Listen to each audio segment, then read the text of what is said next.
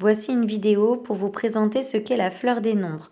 Donc tout d'abord le matériel, donc c'est du matériel que j'avais à ma disposition, c'est-à-dire des vernis à ongles, des boucles d'oreilles, des dominos, des pâtes, des allumettes, du matériel de bureau, à savoir des punaises et des trombones, des crayons feutres, des dés. Je n'avais pas de dés à ma disposition, donc en fait sur des petits cartons, puisque c'est plus facile à manipuler que des feuilles, j'ai dessiné, représenté les faces de 2 dés, c'est-à-dire de 1 à 12.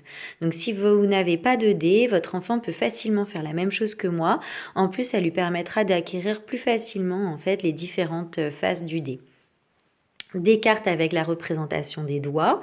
Donc pareil, si vous n'en avez pas à votre disposition, vous pouvez facilement les dessiner.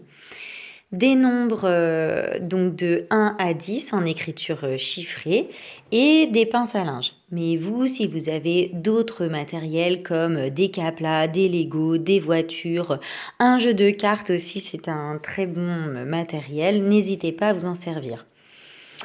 Et puis une feuille A3, donc ici pour moi elle est rose.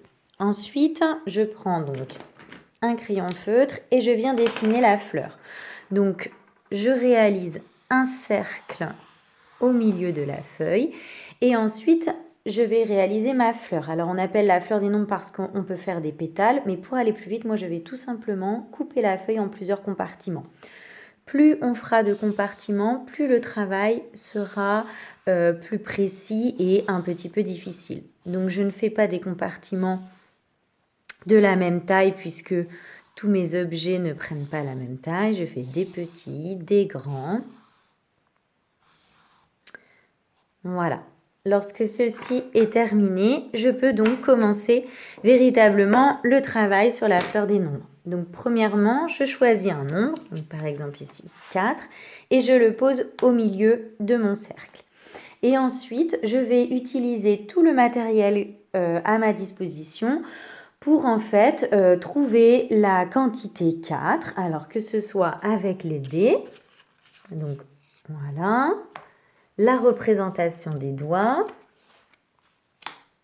Et puis les quantités ensuite, eh bien, je vais fonctionner comme ceci. Donc je prends 1 et encore 1, ça fait 2. Et encore 1, ça fait 3. Et encore 1, ça fait 4. Donc ne pas hésiter à faire de cette manière-là avec votre enfant. En effet, ça a plus de sens que de faire 1, 2, 3, 4. Nous avons l'habitude de dénombrer comme ceci, nous, adultes. Simplement, ça n'a pas de sens pour l'enfant. Alors que quand je dis que j'ai 1 et encore 1, là, ça fait 2. Donc avec le geste que je fais, encore 1, ça fait 3. Et encore 1, ça fait 4. Et je fais la même chose avec tout le matériel à ma disposition. Donc par exemple les 4 boucles d'oreilles. Donc je vais passer assez vite. Voilà, 4 allumettes. 4 crayons feutres. Voilà, 4 vernis à ongles.